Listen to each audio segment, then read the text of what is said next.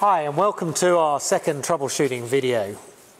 Let's assume that you've now got power to the engine, but the engine is still not wanting to start. So we need to go through a small list of potential issues that we've got, and the very first one is the e-stop. So even though we've got power to the engine and the isolation switch in the on position, we might find that the e-stop has been accidentally knocked in and that needs releasing. That's actually quite a common issue that we see when people accidentally knock the e-stop, and it's always good to check that one first. With the e-stop out and we crank the engine but it still won't go, it might be that we have a fuel issue. So the first thing to do is to come around here and look at our fuel indicator gauge and see whether we've got enough fuel in there.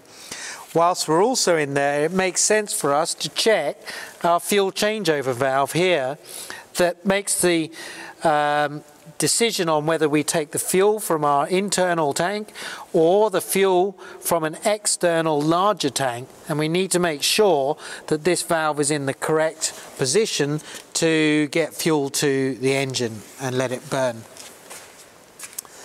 The next possible problem that we may have is that the sensors on our engine, whether it is the coolant sensor here or the oil pressure sensor in the engine block, are registering the fact that we are either low on coolant or low on oil.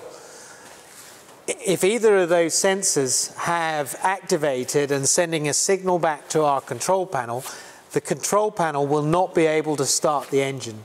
So it makes sense to go around and check the coolant level through the sight gauge on the other side of the engine, and also take out the dipstick and check that we've got enough oil in the engine. Once those levels are back to normal, go through your standard startup procedure. Finally, and in reference to our previous video, it might be that there's just insufficient power in the battery to get the whole unit up and running.